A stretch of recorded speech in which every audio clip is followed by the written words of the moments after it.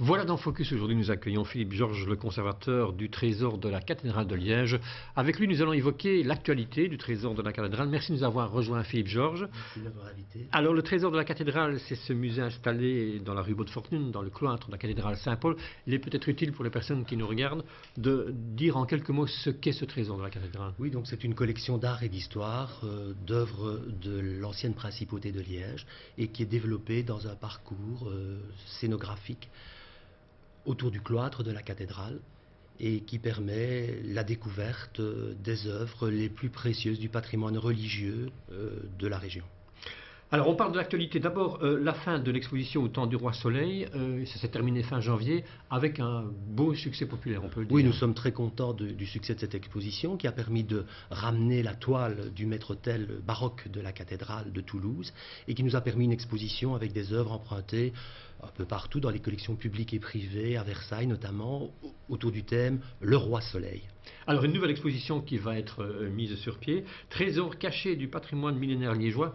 Qu'est-ce qu'on va retrouver dans cette exposition? Donc il nous fallait changer notre scénographie, ce que nous avons fait. Le trésor est l'héritier d'une histoire, l'histoire des édifices du centre de la ville, des églises, et nous avons comme ça un patrimoine mobilier artistique qu'il apportait de montrer au public, de sortir de nos réserves, et c'était l'occasion pour que le trésor serve de tremplin pour aller visiter ces églises de Saint-Jacques, Saint-Jean, Saint-Barthélemy, toutes ces églises millénaires qui sont dans le centre-ville. Alors, l'occasion de souligner également que vous avez une nouvelle équipe scientifique et technique, il y a une nouvelle génération qui se met en place quelque part. Oui, je suis assez content parce que vous avez ce regard vers le passé avec notre exposition Louis XIV, mais le regard vers l'avenir aussi, puisque pour nous, il faut assurer le passage et il faut évidemment être attentif à la conservation, à la restauration des œuvres de notre patrimoine. Et je suis entouré d'une équipe très sympathique, enthousiaste, dynamique, de toute une série de personnes scientifiques, techniques, mais aussi toute l'équipe de l'accueil du trésor, puisque nous avons une trentaine de bénévoles bien coordonnés qui permettent un bon accueil et une surveillance des œuvres d'art. Alors vous avez dans les projets quelque chose d'assez intéressant, exposition du 21 juin au 2 novembre, une exposition autour du crâne. C'est un thème assez particulier. Cette année, nous fêtons le 24 avril 1512, c'est la première fois qu'on sortait le buste reliquaire de Saint-Lambert. Nous fêtons le 500e anniversaire du buste reliquaire de Saint-Lambert qui contient le crâne de Saint-Lambert. Et mes collègues Julien Maquet et Sandrine Langor préparent une exposition autour du crâne, le crâne que nous allons sortir du buste reliquaire pour l'exposer, et puis une évocation à la fois artistique, littéraire, historique, sur le thème du crâne et des vanités. Voilà, donc ce sera à partir du 21 juin prochain. À partir du 21 juin jusqu'au 2 novembre, vous aurez deviné pourquoi, le 2 novembre, la fête des morts, donc inévitablement, nous allons jusqu'à cette échéance pour présenter au public dans notre salle d'exposition temporaire cette exposition. Alors il y a des expositions, mais il y a aussi des concerts avec prochainement... Oui, un prochain concert le 21 avril prochain, le samedi 21 avril à 17 h, c'est Paul Huvel qui s'occupe de l'ensemble des concerts. Et sur le site internet, vous aurez toutes les informations sur l'ensemble qui se produit ce jour-là.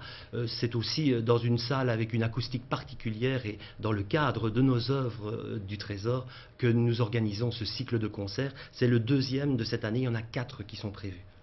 Alors, donc concerts, expositions, publications aussi. Alors les publications, c'est le troisième pilier du Trésor, à savoir Bloc-Notes, notre périodique trimestriel, qui est un périodique qui donne une série d'articles en rapport soit avec nos expositions, soit avec nos conférences, puisque nous avons tout un cycle de conférences qui a eu lieu pour le siècle de Louis XIV, et puis nous préparons un autre cycle à partir de octobre de cette année. Nous sommes à cheval sur comme l'année académique de 2012 à 2013, un nouveau cycle de conférences parce qu'elles ont grand succès sur une thématique en rapport avec les œuvres, bien entendu, du Trésor de la cathédrale. Alors on parle un peu de l'infrastructure, il y a déjà eu pas mal de travaux au Trésor de la cathédrale, mais vous souhaitez la poursuite de ces travaux avec la restauration de l'aile est, je crois. L'aile est du cloître va faire l'objet des travaux de restauration. Ça va, disons, compléter heureusement tout ce qui entoure le trésor, tout ce qui entoure le jardin du cloître.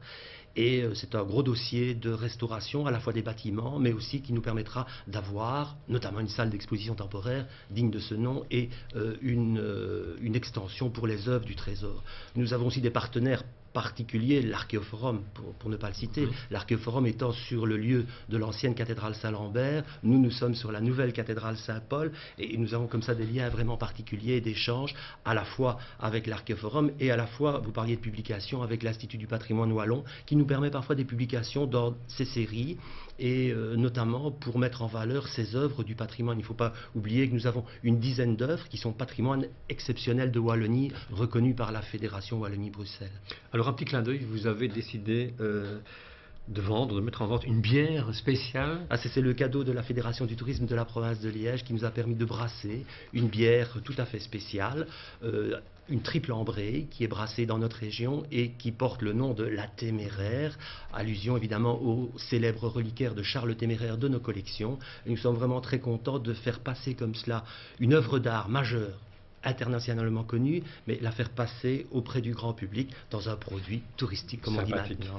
Voilà. Un site internet, www.trésordelliège.be pour tout renseignement. On va rappeler où ça se passe. Hein. Je veux dire, l'entrée du trésor se fait par la rue Bonnefortune. Se fait par la rue Bonnefortune ou par la cathédrale, et tous les jours à 15h, les étudiants en histoire de l'art de l'université font des visites guidées, sauf le lundi qui est le jour de fermeture. Le trésor, ça fait trois niveaux le long de la rue Bonnefortune, plus toute l'aile ouest rénovée. Ça se complète par une visite de la cathédrale. Il y a moyen de passer une demi-journée complète à la découverte, grâce à nos guides, du trésor et de la cathédrale, et puis au-delà, par le patrimoine millénaire des églises liégeoises, d'aller visiter Saint-Jean ou Saint-Jacques, où des guides sont à votre disposition. Voilà, nous sommes en vacances scolaires, c'est peut-être le moment de découvrir un musée que peut-être certains Liégeois ne connaissent pas. Merci beaucoup Philippe Georges. C'est moi qui vous remercie. À très bientôt. Au revoir.